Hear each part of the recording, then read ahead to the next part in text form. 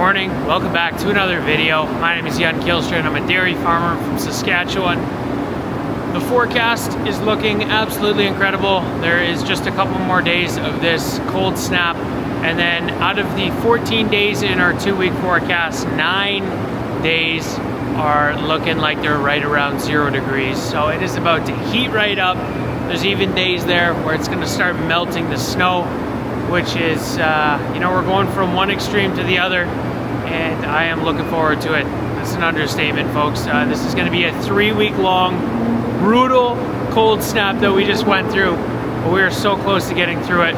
The only downside is that between that warmer weather and now, we are going to get sucker punched in the face one last time. We are going to end this cold snap with the coldest temps that it's brought to us, and that is around minus 40 degrees, and that's just the pure air temperature. With the wind, one of those nights feels like minus 50 degrees Celsius. So that is 2 nights or 3 nights from now. Tomorrow night is going to be just as cold almost, and we got to get through these first couple of days here to get through that nice warm temperatures on the other side of it. I am looking forward to it, folks. It's been running these diesel heaters non-stop, door issues, chipping ice away from water bowls, putting bedding in a lot, everywhere, constantly. Can't see anything in the barn. You guys have seen it here on the videos. I am ready for a change in the weather. Anyway, we just got here. Today is Saturday. It's my weekend to feed, so started out by turning on our 2 diesel heaters. Hopefully they'll run for a while, because we are getting some ice buildup here at the bottom of the door. That is no good. Anyway, we'll let these cook. They'll be going for about an hour before we pull through with the feed wagon. Barn is not too foggy this morning. Things are looking good.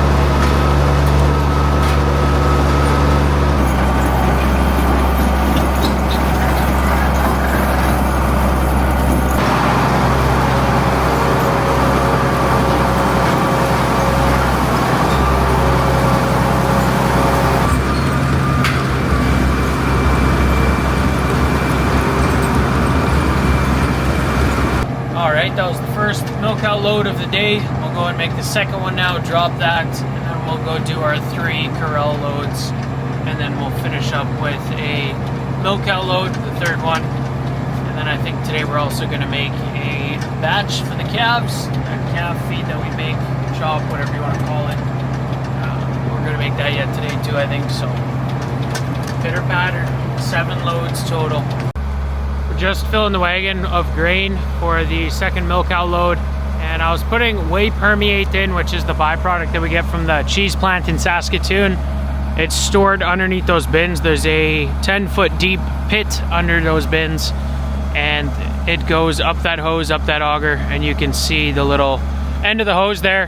That's how we fill the wagon.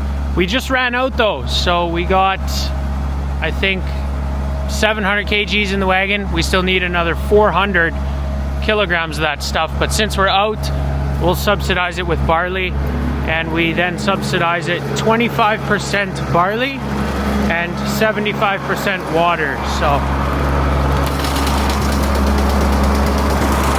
we'll add an additional 100 kgs of barley to this load, and then when we're filling water, we'll put an extra 300 kgs of water in it, and then for the third load, we'll have to fully subsidize it. So it is unfortunate to run out of feed ingredient like that, but whey permeate is a byproduct, so it kind of depends on how the cheese plant is doing and how consistently they can get it out to us. And they've been pretty good recently, so just gotta let them know that we're out, and they'll come here with a B train. It's the same as the milk truck, looks the same, and instead of picking up a load, they drop off a load.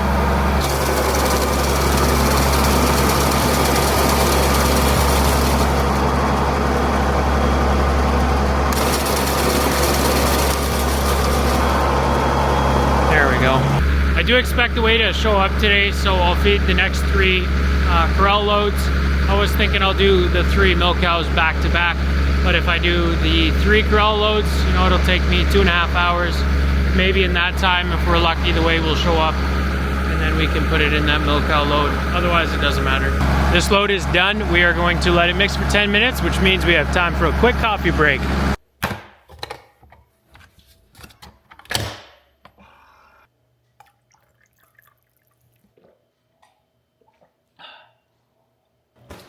Quick cup.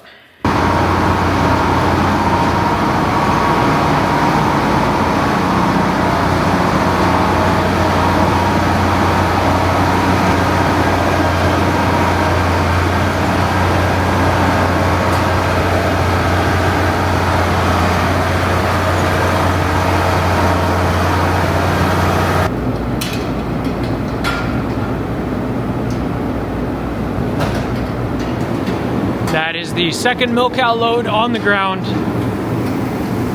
Ladies are loving it.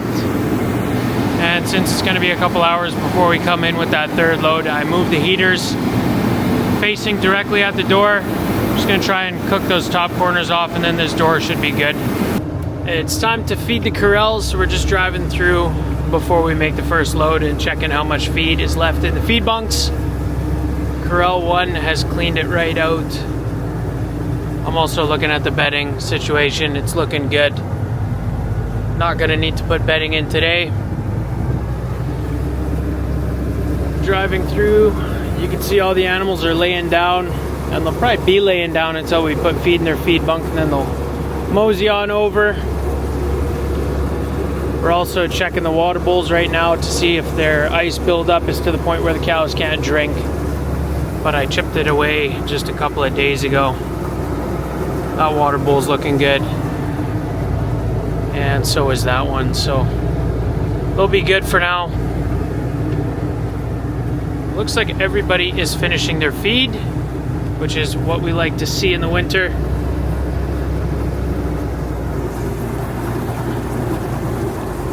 We're always very, very careful how much feed we put in the bunks, and that is because if there's a bunch of extra feed left over and we get a whole dump of snow in there, we gotta shovel it all out. So if you put 1 ton feed too much in the feed bunks, that's a lot of weight to go and shovel out. So we're always pretty careful with that. We'll write how much we want to feed all the animals on the record sheet, which is right here, and then we'll go make some feed.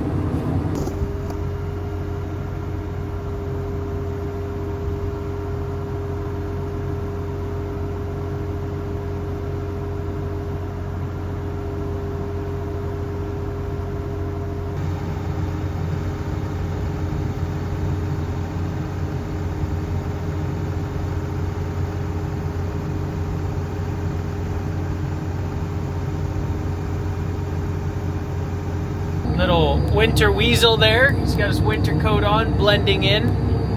I've seen a couple of those guys around this winter. I think he's bouncing around the top of that silage pit looking for mice. I'm fine with him as long as he doesn't make holes in the plastic. Rotten little bugger. But no, it's always fun to see some wildlife.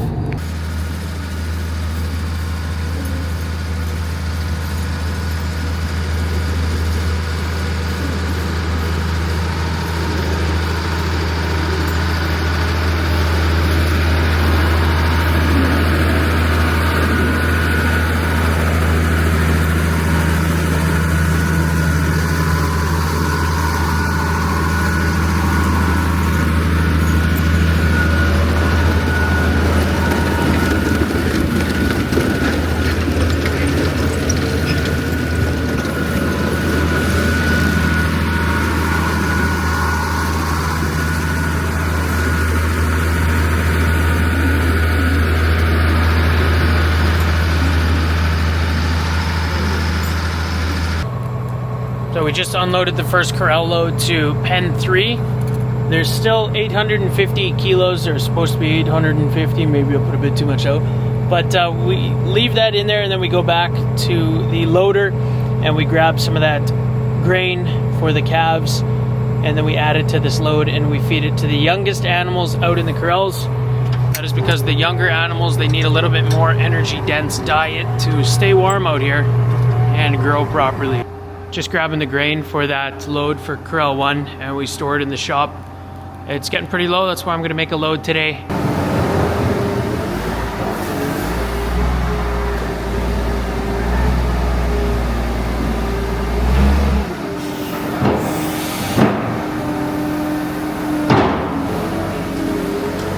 I think we got it. We always want to be really careful when we are scooping this stuff up or pushing it in, because if we're not, we can do a little bit of damage maybe, but yeah.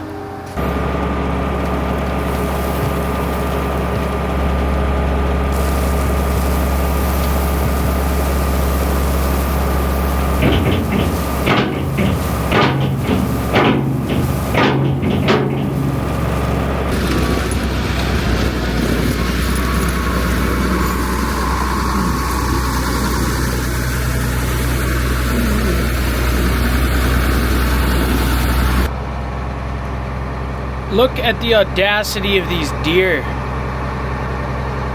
I'm just sitting here filling up the wagon with the first ingredient for this calf mix. Deer don't care. Them little buggers.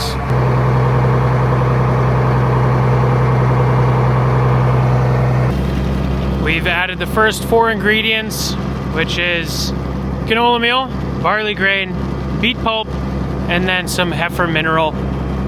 There's about 8.6 tons of grain mixing in the wagon right now. That's a pretty funny looking load. We're gonna add our final ingredient to that calf grain mix, and for that we need the pellet fork on the New Holland. So we're gonna drop off the bucket and then pick up the forks.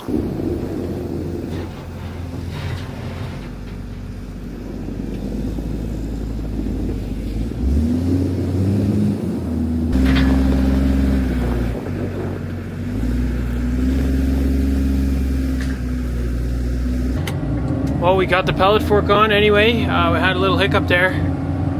This loader, she's good used at 20,000 hours and she's starting to have some electrical issues. So I shut it off to release the pressure on those hydraulic lines so we could detach the grapple and the rest of that bucket, but then it didn't turn back on. So a little frustrating, 10 minutes gone again, but that's what happens when you put that many hours on a piece of equipment. And that is stored in our hammer mill shed with all the other ingredients for feed. Now this tote's got a valve on it. I'm just gonna lift it to where I can climb up on the feed wagon and open it manually.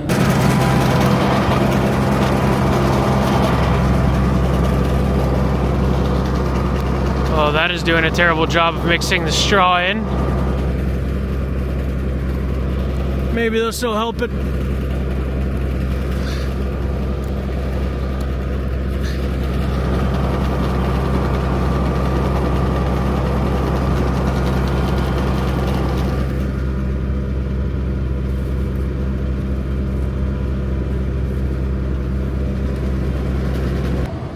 So now you can see the phrase slow as molasses really does come true. Takes forever for the stuff to flow out. And the other fun thing about this loader having so many hours, this cylinder right here is starting to go bad. It needs to get rebuilt because it slowly slips, so I constantly got to watch that tote and make sure it doesn't tilt too far forward, because otherwise it'll fall entirely into the feed wagon. And that's not, tote is not on the ingredient list for this load, so constantly pay attention. So all the ingredients have been added. I am gonna turn the RPM up on the tractor, try and get this straw mixed in, and then we can unload it. The reason we add those molasses, it just keeps the dust down for those calves. Prevents a little bit of sorting as well, I think, so. And it's very sweet, which calves do enjoy. We're gonna back into the shop now and unload the entire wagon, and then we'll push it up neatly with the loader and try and keep those grapple out of the roof.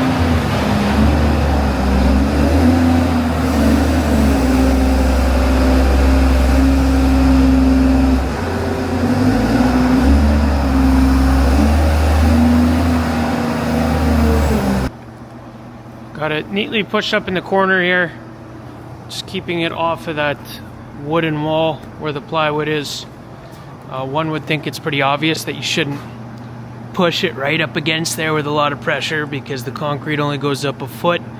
The rest is stick frame. And I feel like that wall is quite integral to this building staying up. Believe it or not, it's not obvious. Finally done feeding for the day. We're gonna get this wagon parked, and then we can go put bedding in with the loader. Hopefully it doesn't die on us again. Tried to empty the wagon as much as possible. The rear screw is pretty clean, but there's probably 30 or 40 kgs in here total. So we gotta, maybe with that first load tomorrow morning for the milk cows, we'll take 30 or 40 kgs of barley grain out, otherwise that load's gonna be a little rich. Just finished putting bedding in that pack barn there, the milking pack. One thing that I can see coming in the future, potentially, is we're gonna have to repair some of those chimney fans. So this is on our freestyle barn. Got a bunch of those chimneys, there's 10 in total. I believe there's also 10 on the pack barn. But these are the ones that are constantly running even when it's cold outside. And if you zoom in, you can see there's quite a bit of ice buildup on the top of those exhausts. And as we're gonna warm up into next week, after this last little bit of cold snap, that ice is gonna start falling. And by far the majority of it, it does teeter out and fall on the roof outside, but some of it falls into those fans. And that is what wrecks them. So getting close to the end of the day, we're gonna fuel up these diesel heaters so they're ready to cook tomorrow morning.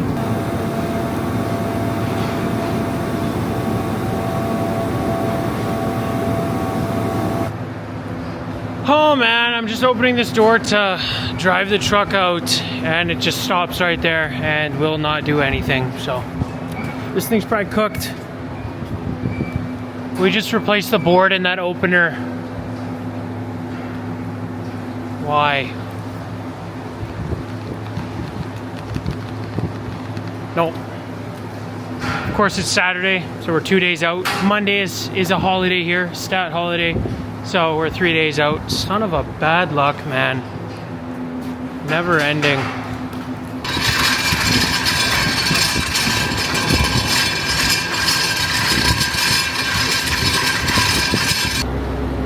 assume it's the board for that door, but since it's not doing anything, I'm just gonna quickly go check out the breaker in the electrical room here. That would be such a little bit of good news if it was just a breaker.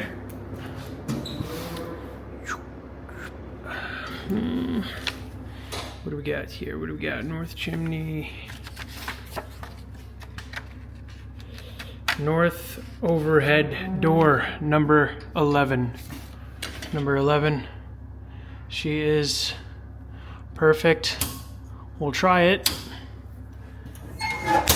See if that does anything. I just tried opening it with the remote. Unfortunately, not the breaker. So, yeah, that thing's gonna be going up and down manual mode. And we got the feed pushed up here. I'm gonna work with that Juno when the weather changes and we have less worries. Then I'll go spend some time on that thing, get her going again. But for now, it's just too easy to not bother with that thing. And I'll push it up with this every time. We had a lot of sunlight today and it got to like minus 16 degrees Celsius this afternoon with the sun on these doors. Very little frost here, so it's only during those cloudy days and cold that the south-facing doors have any issues. That is going to be it for today's video, guys. I hope you enjoyed. If you did, be sure to hit those like and subscribe buttons down below. It really helps the YouTube channel out, and I hope to see you guys in the next video. Thanks for watching.